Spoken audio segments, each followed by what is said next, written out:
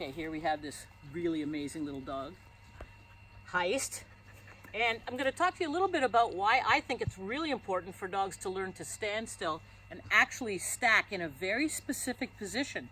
The reason is because if you can get your dog into a very consistent position, then what you do is you take a picture of them every 6 months and you monitor things like how much rear angulation they have, how much front angulation they have, whether or not they're symmetrical on both sides when you view them from the front and from the rear. And that can give you a really early hint about whether or not the dog might be just offloading a leg a little bit, maybe has an injury or a little bit of discomfort somewhere, so they're positioning their body differently. So let me show you a little bit about how to get a dog to stand in this very consistent position. Hey man, you want to come with me? There we go. That's a good boy. So what the consistent picture should look like is that the dog's rear pastern from the hock to the foot should be perpendicular to the ground.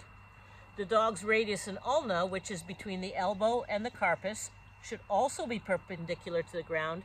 And the dog's head should be held up and muzzle parallel to the ground. So how do we get the dog to stay in this position?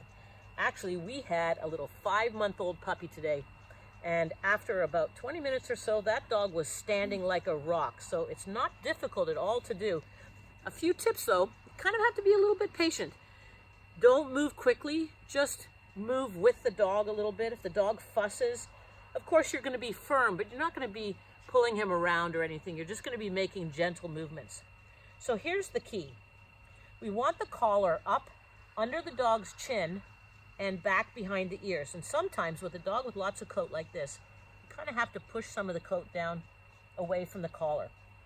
So we're going to hold it like this, right up behind his ears. All right. So the first thing you need to know is that if you want to move one of the legs, the easiest way to get that leg to move is, of course, to offload the leg. So all you do is move the head over. So for example, if I want to move the left front leg, then I'm just going to offload the leg by moving the head to the right. I'm going to pick up the leg by the elbow. I usually find it easiest to separate my first 2 fingers like this. And I just pick up the leg and I place it wherever I want. Look at how good you're being. So I place it in a position that I know the radius and ulna will be perpendicular to the ground. Then I just switch my hands, hold the head with the other hand, offload the other leg, and place it in the correct position as well. Good boy, look at mom over there. Then I'm going to take the collar again, moving the head a little bit to the right. I'm going to move the rear leg by holding the hock, which makes the dog feel a lot more secure. So I just place it like that so that it's going to be perpendicular to the ground. And then I move the other one so that it's perpendicular to the ground.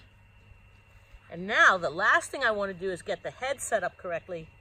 So all that I do is, keeping my hand on the collar, I'm going to have him point his head forward, and I raise his head up, and I just find that sweet spot where he feels comfortable.